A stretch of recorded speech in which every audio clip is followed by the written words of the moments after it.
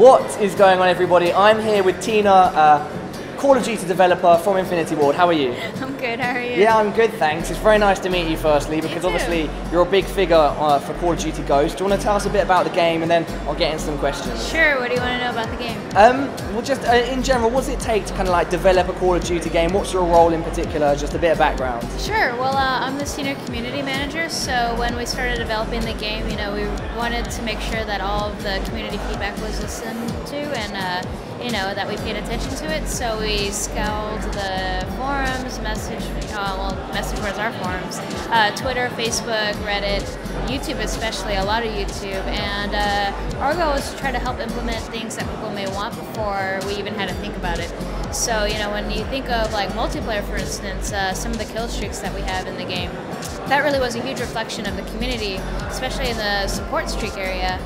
Because in Modern Warfare 3, you know, we added the stealth bomber, and we realized that was a mistake, and people didn't like that. So you won't find anything like that in the game anymore.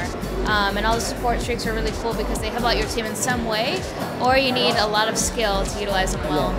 But yeah, there's a lot going on in the game.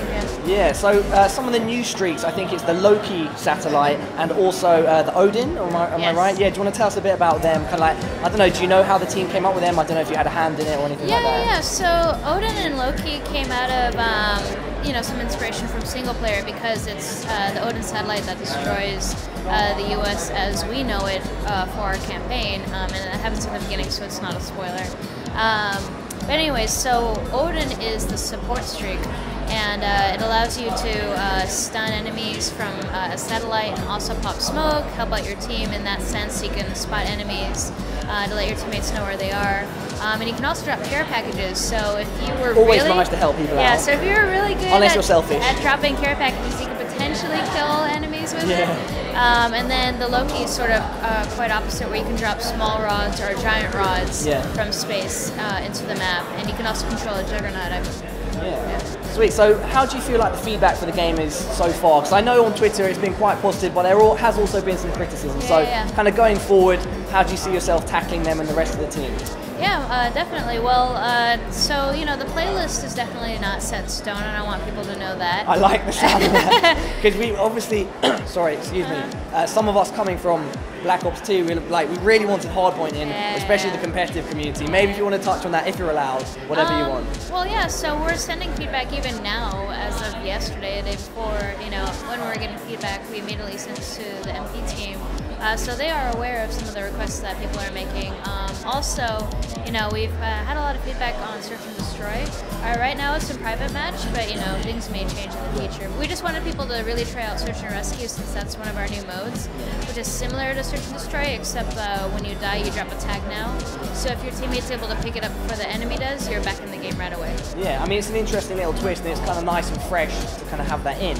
I guess one other thing that I want to touch on is a lot of people are talking about the guns, and they agree that they're very well balanced and very well designed, but that they might be doing a bit too much damage. Like, for instance, I'm not saying would you change that, but going, like you said, would your team consider looking at things like that, patching things like that, and just seeing going forwards, you know, Yeah. Well, I mean, if you look at previous Call of Duty games, you know, we never just stopped support once the game was out. You know, we have, I want to say, over 20 title updates just for Modern Warfare 3 alone, supporting the community. So yeah, we'll be paying close attention to the data.